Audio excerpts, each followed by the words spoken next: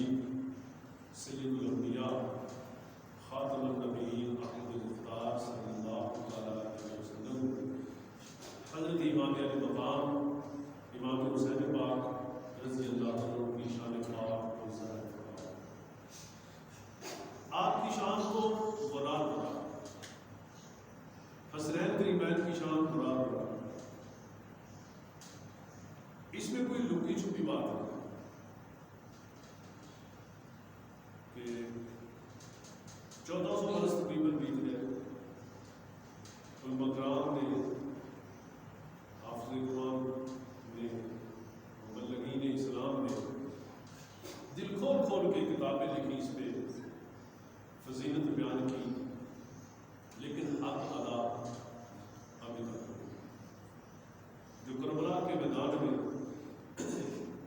امام علی مقام امام حسین پاک نے حق ادا کیا، ہم ساری زندگی اس دنیا کی جتنی زندگی ہم ان کا ذکر کرتے رہے، ان کو خراج تحسین پیش کرتے رہے، مگر حق ادا نہیں ہو سکے۔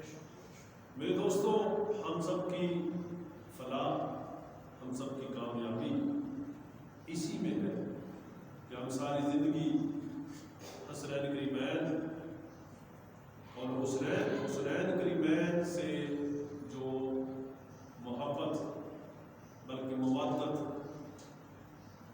اللہ کے نبی کے صحابہ اکرام نے کی، وہ ہم بیان کرتے ہیں۔ کچھ لوگ اس کو اس طریقے کے ساتھ بیان کرتے ہیں کہ بہت زیادہ صحابہ اکرام اہل بیت اطہار کو ایک دوسرے کا توبہ نعوذ باللہ دشمن بنا کے پیش کرتے ہیں، جبکہ ایسا ہرگز نہیں۔ حضرت سیدنا ابو بکر صدیق رضی اللہ عنہ ایک دن عصر کی نماز سے فارغ ہوئے اور حضرت مولانا مشکل شاہ سیدنا علی المرتضیٰ شریف اللہ رضی اللہ عنہ نے بھی آپ کے پیچھے نماز پڑھی۔ نماز سے فارغ ہونے کے بعد باہر نکلے تو حضرت امام حسن مجتبیٰ رضی اللہ عنہ کھیل رہے تھے بچوں کے ساتھ، تو حضرت سیدنا ابو بکر صدیق رضی اللہ عنہ نے آپ کو اپنے قدموں پہ اٹھایا۔ جب اٹھایا تو فرمانے لگے حضرت مولا علی سے کہ علی، حسن آپ پہ نہیں گیا، حسن تو میرے آقا میں۔ اب اس چیز کا آپ نوٹس لیں کہ جس ہستی کی یہ محبت ہو حسنین کریمین کے ساتھ، اور پھر خاص و خاص ان کے ساتھ رشتہ داریاں ہو جائیں،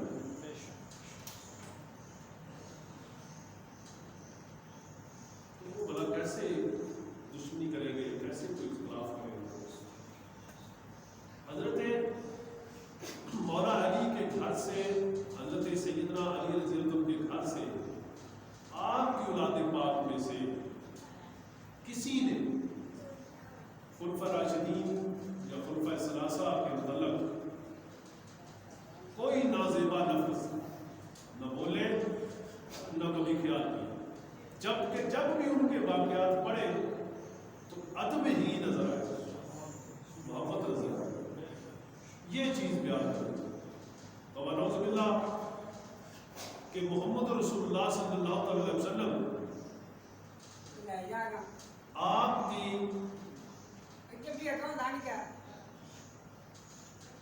امت اور اس وقت کی جو آپ کی جماعت، جس کے متعلق سرور کونین صلی اللہ علیہ وسلم فرماتے ہیں کہ میں وہ شجر ہوں، میں وہ شجر ہوں جس کی پہلی کومل ابو بکر ہے، اور اس کے بعد جو وہ پودے کی اس کے بعد کنڈیشن پیش آتی ہے وہ عمر ہے، اس کے بعد جو آتی ہے وہ عثمان ہے، پھل وہ پودا مکمل پھل پک جاتا ہے تو وہ پھل علی ہے. سبحان اللہ سبحان اللہ. اور حضور علیہ الصلوۃ والسلام فرماتے ہیں کہ میں وہ سورج ہوں سبحان جس کی پہلی کرن ابو بکر ہے, اور میں وہ سورج ہوں جس کی اس کے بعد جو سورج کی روشنی ہے وہ عمر ہے, اور میں وہ سورج ہوں جو اس کے بعد جو روشنی ہے وہ عثمان ہے, اور میں وہ سورج ہوں جو اس کے بعد روشنی ہے وہ علی ہے. اب یہ اس طرح سے بیان کرے تو کیا اس میں کوئی شان میں کوئی فرق آتا کہ کیا مولا مرتضیٰ کی شان کم, کیا حضرت عثمان غنی کی شان کم, کیا سیدنا عمر فاروق کی شان کم, کیا سیدنا صدیق اکبر کی شان کم؟ نہیں, کم نہیں ہے. یہ اپنا اپنا ایک ظرف ہے, اپنے اپنے ایک خیالات ہیں. حضور کی جماعت ہے اور حضور کی جماعت پہ شک کرنا, میرے نبی علیہ الصلوۃ والسلام نے فرمایا کہ جب تم دیکھو میرے صحابہ کی شان میں گستاخیاں کی جائے اس وقت کے عالم اس پہ خاموشی اختیار کرے. جو صاحب علم ہے اس پہ خاموشی اختیار کرے. تو حضور نے فرمایا اس عالم کی نہ نماز قبول, نہ کوئی صدقہ قبول, نہ زکوٰۃ قبول, نہ حج قبول, نہ روزے قبول. اس وقت وہ اپنے علم کی حیثیت نہ اجاگر کرے کہ جب میرے صحابہ پہ اٹیک کیا گیا, جبکہ صحابہ اور اہل بیت طہار میں جتنی محبت ہے قرآن نے بیان فرمائی وہ آپس میں چینی چکر ہے. تمام صحابہ اور تمام نبی کے نواسے حسنین کریمین مولا مرتضیٰ شیر خدا رضی اللہ عنہ, بلکہ مولا مشکل شاہ کی جو شان دیکھیں, آپ نے تو یہاں تک فرما دیا جو بندہ مجھے علم کا باب ہے. آپ سیدنا مولا مرتضیٰ مشکل شاہ شیر خدا رضی اللہ عنہ علم کا باب ہے, دروازہ علم کا. آپ فرماتے ہیں کہ کوئی بندہ مجھے شیخین پہ فضیلت دے, تو حضرت مولا مشکل شاہ شیر خدا فرماتے ہیں کہ میرے نزدیک علی کے نزدیک اسے مشتری کی حد لگائی ہے. اس پہ مشتری کیا ہے؟ مشتری یہ ہے کہ بندہ جو کسی پہ بہتان لگائے, جو کسی میں وہ عیب کوئی کمی کوتاہی نہ ہو, وہ بندہ کہے کہ فلاں میں فلاں عیب ہے, وہ بہتان ہے. اور اسلام میں بہتان کی سزا 80 کوڑے. اور مولا مشکل شاہ شیر خدا رضی اللہ عنہ فرماتے ہیں میں علی کے نزدیک اسے 80 کوڑے مارے جائے جو مجھے شیخین یعنی ابو بکر عمر سے افضل ہے. اور یہ ان کی محبت تھی, بلکہ آج بھی ہے, آج بھی ہے, اور اس میں کوئی شک و شبہ ہی نہیں. تو ہماری بدقسمتی ہے کہ ہم ایک غلط طریقے کے ساتھ ان کی شان پاک کو بیان کرنے کی کوشش کرتے ہیں, ایک دوسرے لوگوں سے پیسوں کی داد لینے کے لیے, واہ واہ کرانے کے لیے. جب دیکھیں کہ بندہ صحابہ کرام کی شان میں بے ادبی کرے, گستاخی کرے, اور حضور نے فرمایا کہ عالم وقت کا عالم اس پہ اپنے علم کی حیثیت نہ اجاگر کرے, اسے یہ سزا ہے. تو جو گستاخی کرے گا اسے کیا سزا ہوگا؟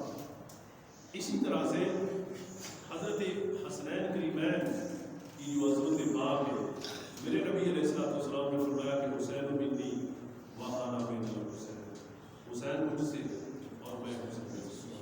یہ رہتا شان ہے. علماء کرام اپنی اپنی خوشی کے ساتھ اپنی محبت کے ساتھ بیان کرتے ہیں, ٹھیک ہے. لیکن کربلا کی طرف جب مولانا مشکل شاہ کے لخت جگر حضرت امام حسین پاک نے سفر کیا, اس وقت حسین بن جب کوفیوں کے سامنے جب آپ کا راستہ روک لیا گیا تو کوفیوں کے سامنے بیان کیا, خطبہ دیا کہ آپ نے مجھے خط نہیں بھیجے, مجھے آپ نے پیغام نہیں بھیجے کہ اب اللہ کے بعد آپ ہی ہیں, اللہ کے رسول کے بعد آپ ہی ہیں, ہمارا کچھ نہیں بچا, ہمارے پاس کوئی حکومت نام کی چیز نہیں ہے, کوئی شریعت نام کی چیز نہیں ہے, کہ آپ نے مجھے خط نہیں بھیجے. وہ اس پہ جو لوگوں نے خط بھیجے تھے کہ جناب آؤ ہماری داد رسی کرو، وہ سب اس پہ خاموش ہو گئے. یعنی کوفی اس بات سے خاموشی کی وجہ سے کہ وہ حق بات نہ ڈر کے مارے نہ کہہ سکتے، وہ کوفی بنے. تو امام علی مقام وہاں سے جب آپ نے کہا فرمایا کہ ٹھیک ہے پیچھے چلا جاتا. جب پیچھے آپ نے سفر کیا تو جو ہر تھے حضرت ہر رضی اللہ عنہ، اس کو حکم ملا کہ اب حسین کا قافلہ اس مقام پہ روکو جہاں پانی تک نہ. ہر نے جا کے روکا. روکنے کے بعد ہر کی قسمت جاگی اور حضرت ہر نے جب زخم بھی کھائے تو امام علی مقام کی بارگاہ میں آ کے گود میں آ کے آپ کی قدموں میں آ کے گرے اور عرض کیا کہ حضور آپ مجھ پہ راضی ہیں. تو امام علی مقام نے فرمایا کہ ہر میں تجھ پہ میں بھی راضی ہوں، میرا باپ بھی راضی ہے، میرا دادا بھی راضی ہے. تو نے حق ادا کر حق ادا کر. اب مسئلہ یہ کہ بعد لوگوں نے اسے متنازع کر دیا، یزید کو اچھا کہنا شروع کر دیا. تو چلے یہ بھی نہیں بات، لیکن ایک طرف آپ سوچیں اگر یہ سمجھ لیا جائے تو نعوذ باللہ کہ اقتدار کی جنگ تھی، تو کیا کربلا کے بعد جو مسجد نبوی شریف کے ساتھ حشر کیا گیا اس میں بھی کوئی اقتدار تھا؟ جو کعبۃ اللہ کی بدحرمتی کی گئی، جو لوگوں کے ساتھ سلوک کیا گیا، جو چن چن کے صحابہ کرام اور چن چن کے علماء کرام کو شہید کیا گیا، ہزاروں کی تعداد، کیا اس میں بھی کوئی اقتدار کی جنگ تھی؟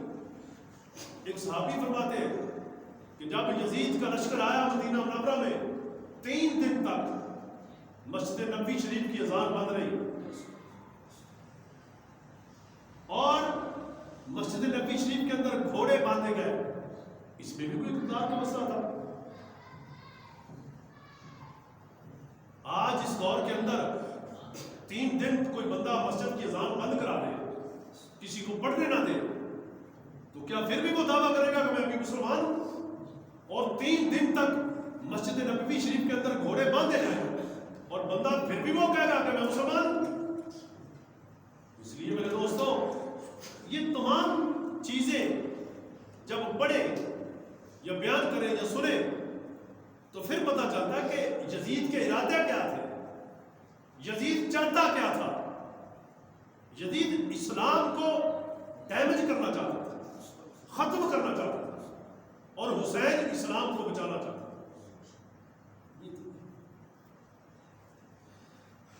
مسجد نبی شریف کے اندر وہ صحابی رسول نبی اکرم صلی اللہ علیہ وسلم کے غلام فرماتے ہیں کہ اس وقت روزہ رسول کے اندر حجرہ خاص کے اندر جب اذان بند کرا دی گئی. یہاں پہ آپ کے عقیدے کو بہت بڑی ایک دلیل ملتی ہے اور اس دلیل کا کسی کے پاس رد نہیں.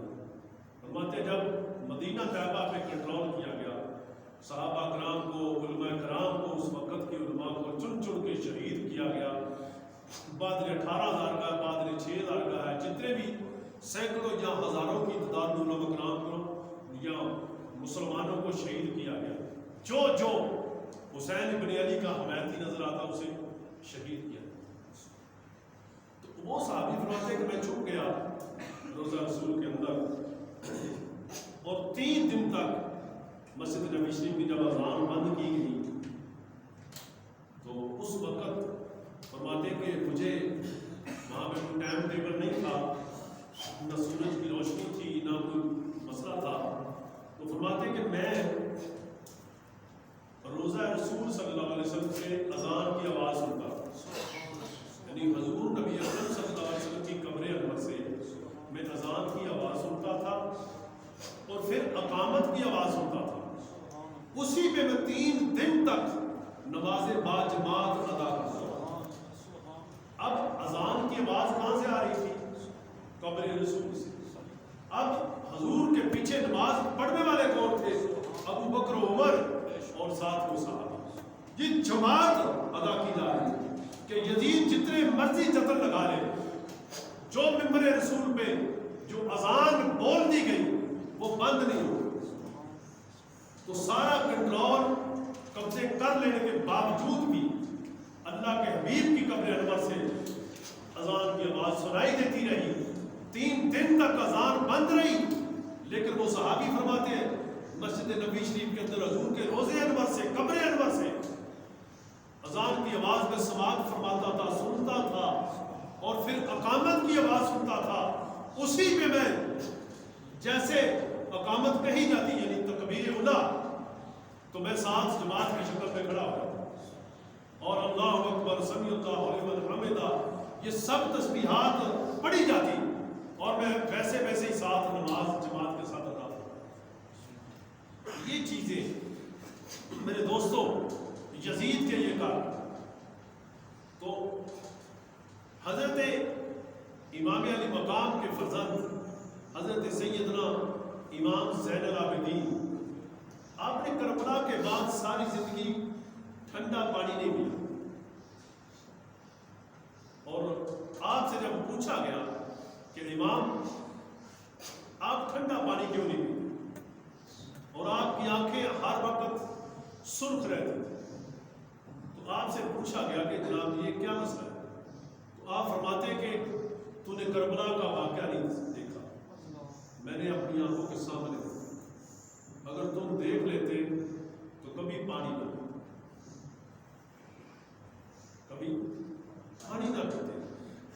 میرے دوستو یہ کربلا کا میسج، یہ کربلا کی ایک داستان، اور نبی علیہ السلام نے جس طرح لاڈوں کے ساتھ، جس طرح محبت کے ساتھ ان شہزادوں کو بڑا کیا۔ ایک دن روایت ایک میں ملتا ہے کہ نبی کریم صلی اللہ علیہ وسلم حضرت امام حسن مجتبی، یہ دیکھیے یہ کیا غیب نہیں ہے، یہ چھپی باتیں ظاہر نہیں کرتا۔ حضرت امام حسن مجتبی رضی اللہ عنہ کا کہ ہونٹ مبارک چومتے، اور امام حسین پاک کی گردن مبارک چومتے۔ پوچھا گیا، عرض کیا یا رسول اللہ کہ حسن کے ہونٹ چومتے ہیں، حسین کی گردن چومتے ہیں، فرمایا حسن کو زہر دی جائے گی، اور میں وہ جگہ چومتا ہوں جس جگہ سے حسن کو زہر دی جائے گی، اور حسین کی وہ جگہ چومتا ہوں جس پہ خنجر چلے گا۔ آپ دیکھیں حضور تو یہ پہلے فرمایا، اور جو حضرت ام سلمہ رضی اللہ عنہ ان کا جو واقعہ ہے، فرماتی کہ میرے حجرے میں حضور تشریف فرماتے، فرمایا کہ اندر کسی کو نہیں آنے دینا، اندر کسی کو نہیں آنے دینا۔ اتنی دیر میں آپ فرماتے کہ حسین پاک آ گئے، بچپن عمر تھی، میں نے روکا کہ بیٹا اندر جانے کی اجازت نہیں ہے، تو آپ بچے تھے، اصرار کیا، اندر چلے گئے۔ تو جب تھوڑی دیر کے بعد آپ فرماتی میں نے دیکھا تو حسین پاک کو نبی علیہ السلام گلے کے ساتھ لگا کے ہچکیاں لگا کے آپ رو رہے تھے، زاروں قطار رو رہے تھے۔ میں اندر گئی کہ کیا ماجرا پیش آ گیا یا رسول اللہ؟ فرمایا ابھی میرے پاس فرشتہ آیا، اس نے یہ مٹی مجھے دی، یہ مٹی دی، فرمایا کہ یا رسول اللہ آپ کے اس بیٹے کو کربلا کے میدان میں شہید کیا گیا، اور جب شہید کیا جائے گا یہ مٹی شیشی کے اندر تھی، یہ مٹی سرخ ہو جائے گی۔ ایک صحابی فرماتے ہیں میں نے جب اس صحابیہ کو، اس بی بی کو دیکھا، جب کربلا کے واقعے کے بعد وہ رو رہی تھی، اس وقت یہ نیٹ ورک نہیں تھا، رو رہی تھی، میں نے پوچھا کہ جناب آپ کیوں رو رہی ہے؟ وہ شیشی دکھائی، فرمایا یہ شیشی ہے وہ جو مجھے حضور نے عطا فرمائی تھی، فرمایا جب اس شیشی کے اندر جو مٹی ہے سرخ ہو جائے گی، اس وقت سمجھ لینا کربلا میں میرے حسین کو شہید کر دیا۔ میرے دوستو یہ دین کوئی بڑی آسانی کے ساتھ نہیں آیا یہاں پر، اس میں بڑی قربانی ہے۔ اگر نواسہ رسول کی قربانی ہو سکتی ہے، میں اور آپ کی کیا حاصل ہے؟ تو پھر دین کی عظمت دیکھیں، دین کی شان دیکھیں، جس دین کی خاطر سید الانبیاء کا دانت شہید ہو، اس کو آپ کتنا سیریس لے رہے ہیں، کتنا آسان بنا رہے ہیں. بڑے بڑے جلیل القدر صحابہ شہید ہو. نبی علیہ الصلوۃ والسلام کے چچا حضرت سیدنا امیر حمزہ رضی اللہ عنہ، آپ کو جب شہید کیا گیا، آپ کا ناک مبارک کاٹا گیا، کان کاٹے گئے، آپ کے سینے پاک کا چاک کیا گیا، دل مبارک کو نکالا گیا. یہ کون تھے؟ حضرت امیر حمزہ. نبی علیہ الصلوۃ والسلام فرماتے ہیں یہ میرے چچا 72,000 کا درم، 72,000 درم کا لباس پہنتے تھے، لیکن جب اسلام میں آئے، کلمہ پڑھا، نبی کے غلام بڑے، فرماتے کہ ایک پھٹا پرانا لباس پہن کے اپنے پاس جو کچھ تھا وہ اسلام کے لیے وقف تھا. آج مجھے کوئی دنیا کے اندر کوئی ایسا بندہ دکھائے جو 72,000 درم کا لباس پہنتا ہوگا، جو 72,000 درم کا لباس پہنتا ہوگا، اس کے پاس دولت کتنی ہوگی؟ تو جب یہ کنڈیشن آئی، یہ نوبت آئی کہ جناب پھٹا پرانے لباس پر آئی، تو پھر بتائیں اسلام کی عظمت کتنی عظیم ہے. اور پھر وہ نوبت آئی جب اسی سیدنا امیر حمزہ رضی اللہ عنہ کو شہید کر دیا گیا، 7 دوسرے صحابہ بھی شہید کر دیے گئے، اور نبی علیہ الصلوۃ والسلام نے فرمایا ان میں پہچان کرو، حافظ قرآن جو ہیں ان کو علیحدہ کرو، اور جو دوسرے صحابہ جو حافظ قرآن نہیں ہیں ان کو علیحدہ کرو. حافظوں کو حافظوں کے ساتھ دفن کرو، اور جو غیر حافظ ہیں ان کو ان کے ساتھ دفن کرو. یہ تو میرے نبی نے بھی وہاں پہ بتا دیا. اسی طرح جنگ احد میں کیا گیا، اور جس قبر کے اندر نبی علیہ الصلوۃ والسلام کے چچا کو اتارا گیا، 7 اور صحابی بھی تھے.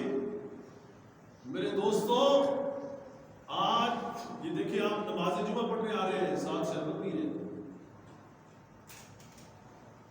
تو صحابہ کرام کے پاس اس وقت تو سادے پانی کی بہت مشکلات تھی. سادہ پانی مل جائے بہت غنیمت تھی. تو نبی علیہ الصلوۃ والسلام کے چچا جان جب آپ جوان تھے ماشاءاللہ، آپ کفن دینے کے لیے مسلمانوں کے پاس کپڑا نہیں تھا اس وقت، لیکن مسلمان اتنے بے حس نہیں تھے، اس وقت اتنے دولت کے لالچی نہیں تھے، اتنے دین سے بے خبر نہیں تھے. وہ دین کی ہر دین کو بچانے کے لیے ہر کچھ قربان کرنے کو تیار تھے. تو جب آپ دیکھیں کہ اسلام میں کتنا وقت ہوگا، کیسا وقت کہ جب کفن دینے کے لیے کپڑا نہیں، تو سید الشہداء سیدنا امیر حمزہ رضی اللہ عنہ کے اگر سر انور کو ڈھانپتے تھے تو قدم ننگے تھے، ٹانگیں مبارک ننگی تھی. اگر ٹانگوں پہ کپڑا دیتے تھے تو چہرہ ننگا تھا، اینڈ قدموں پہ گھاس ڈال کے اس شہدائے احد کو دفن کیا گیا. دفن نہیں تھا. آج ہمارے حکمران کہتے ہیں ہماری معیشت کمزور ہے، اگر ہم نے ناموس رسالت میں بات کی، ہم نے یہ کیا وہ کیا، تو پھر ہم خسارے میں آ جائیں گے. بھئی آپ یہ وہ سارا تو وہ وقت تو کبھی بھی نہیں آئے گا کہ مسلمانوں کے پاس کفن کے لیے کپڑا نہ، کبھی بھی نہیں آئے گا. لیکن اسلام اتنا بے حس اس وقت نہیں تھا، مسلمان اتنے لاپرواہ نہیں تھے. مسلمانوں کا نام جب آتا تھا تو کفار کے محلوں میں زلزلہ طاری ہوتا تھا. آج مسلمان آ گئے، مسلمان پریشان ہیں. کس سے؟ کفار سے. کس کو؟ کیوں؟ کہ ہم نے اپنا طریقہ چھوڑ دیا. دین کو بچانا ہمارے پاس کم ٹائم ہے، لیکن دین کا نقصان کرنے کے لیے ہمارے پاس زیادہ ٹائم ہے. بلڈنگ دین کی بنانا کے لیے ہمارے پاس ہم غربت ہے. جب ہم اپنے بیٹے کی شادی کرتے ہیں تو ٹرپل خرچے. ایک عورت کے 10 20 40 ہزار کے کپڑے. لیکن وہی لوگ جب مسجد کی بات کی جائے، جب مدرسے کی بات کی جائے، جب قرآن کی بات کی جائے، وہی غریب کہتا ہے ہم تو غریب ہیں، مسجد